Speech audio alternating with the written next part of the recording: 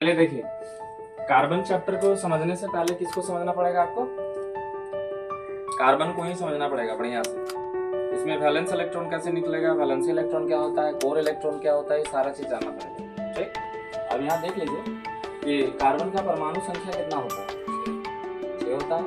Electronic विन्यास Nils bore के द्वारा कितना हो जाएगा, 2 और 4। यहाँ पे कोई दूसरा तत्व का नाम ले जिसका नाइट्रोजन या सोडियम का लेना है, टोटल 11 है। और यहाँ पे लिखते हैं हम लोग 2, 8 और 1। क्या लिखते हैं? 2, 8 और 1। इसका मतलब है कि 1, उसके बाद 2, उसके बाद 3, यहाँ तक जिसका जिसका आता है उसको छोड़ना, त्यागना या लेना बहुत आसान काम है। यानी कि कोई एक ये है जिसको त्यागना आसान काम है या फिर लेना आसान काम है। कब तक? यहाँ तक टोटल संयोजी इलेक्ट्रॉन कितना है, 3 होना चाहिए अधिकतम से अधिकतम। लेकिन कार्बन एक ऐसा अपवाद आ गया है जिसका कितना है, परमाणु संख्या 6 और इसका वैलेंस इलेक्ट्रॉन 4। अब ये बीचों बीच में आ गया, ना ये दे सकता है ना ये।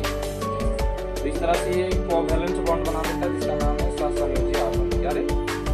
सहसंयोजी आबंध। अब इसका मतलब ये समझना है, ये जो 4 इलेक्ट्रॉन है ये दे सकता है या ले सकता है, तो इसी को समझना है।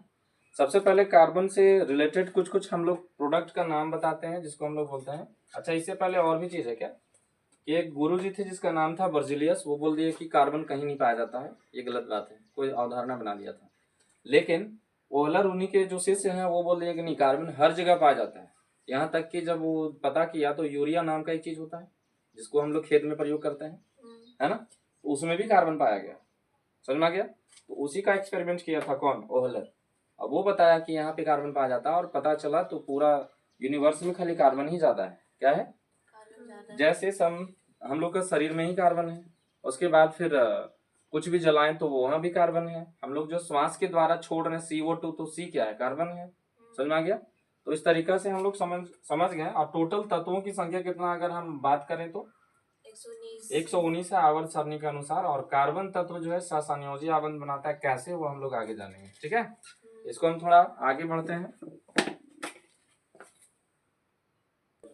देखो समझो यहाँ पे कि ये जो है कोवैलेंट बॉन्ड बनाता है, यानी कि सहसंयोजी आबंधी। इसका मतलब ये हुआ कि एक ऐसा बॉन्ड बनता है जिसको कोई तोड़ ही नहीं सकता है। समझ में आ गया?